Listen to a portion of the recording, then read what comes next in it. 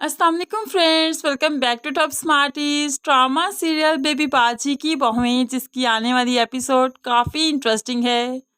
सामने वाली हमसाई जो कि आई थी पोछा लगाने के लिए कुछ रफ कपड़े लेने के लिए, तो पुप्पो जान ने उसी अजरा के कपड़े दे दिए नए वाले जो कि तार पर फैलाए थे सूखने के लिए।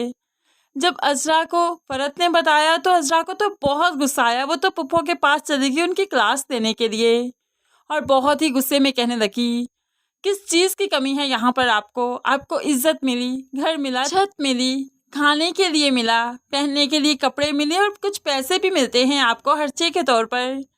लेकिन अब तो आप फैलती ही जा रही हैं, अब तो मेरे पीछे पड़ गई। अब जानती नहीं इस घर की बड़ी बहू हूँ मैं।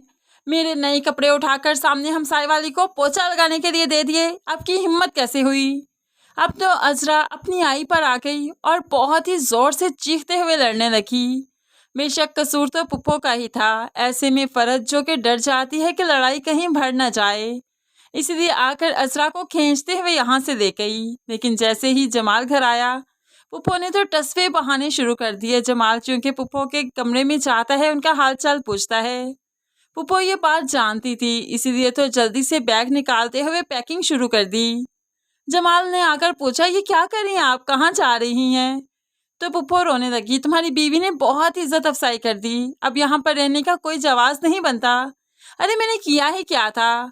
मुझे लगा था वो रफ कपड़े हैं, बस थोड़ी सी नेकी कर ली। सामने वाली पोछे के लिए कपड़े लेने आई तो मैंने वो दे दिए, मुझे क्या मालूम कि वो अजरा को काम के हैं। अब यहाँ पर जमाल ने ना आओ देखा ना ताओ देखा, जल्दी से अजरा के पास गया, उससे लड़ाई करने लगा। आखिर क्या चाहती हो तुम? तुम्हारे तेवर नहीं बदले क्या? पहले जो कुछ मेरी अम्मी के साथ करती थी वो पुप्पो के साथ करना शुरू कर दिया। ये भी नहीं जानती कि वो मेरी अम्मी की जगह पर हैं। लेकिन तुम्हें क्या मालूम कि बड़ों की इज्जत करते कैसे हैं? तुम्हें तो जैसे बुजुर्गों के साथ रहना ही नहीं आता।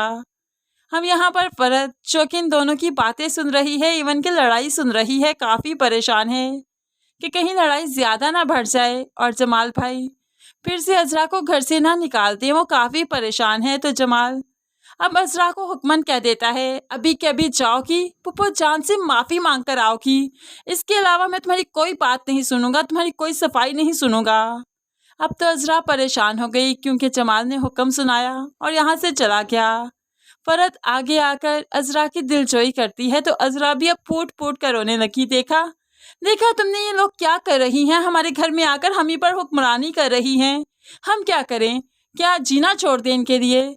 मेरे नए कपड़े उठाकर पोछा लगाने के लिए हमसाई वाली को दे दिया, क्या मुझे पूछने का हक नहीं बनता? फरत भी काफ़ी परेशान हो चुकी है क्योंकि लड़ाई तो बढ़ती ही जा रही है। ऐसे में चूंकि जमाल ने अब अजरा से माफ़ी मांगने का कहा था, लेकिन अजरा माफ़ी तो नहीं मांगेगी, लेकिन फिर भी पुप्पो के कमरे में जाती है। अब यहाँ पर पुप्पो अपने तेवर दिखाने लगी कि देखा देखा ना जमाल, जो मैं कहती हूँ वही करता है। अब बताओ, माफ़ी मांगने आई हो ना मुझसे? तो अजरा को गुस्सा ही आ गया, हाथ पकड़ से पुप्पो को यहाँ से निकालने लगी। चाहती क्या है आप? निकले मेरे घर से।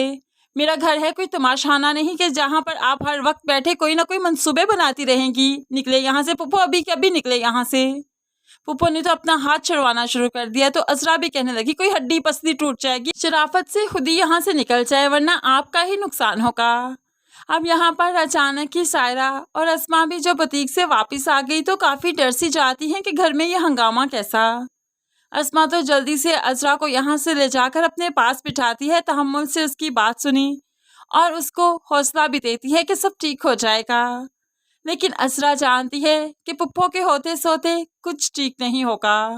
अब तो ये घर के मर्द ही हैं जो कि पुप्पो को घर से निकलने नहीं देना चाहते, वरना अजरा तो हर मुमकिन कोशिश कर रही है कि पुप्पो को जल्द अज जल्द अपने छोटे से आशियाने से बाहर निकाल फेंके और इस घर में फिर से खुशियों भरी जिंदगी जिएं।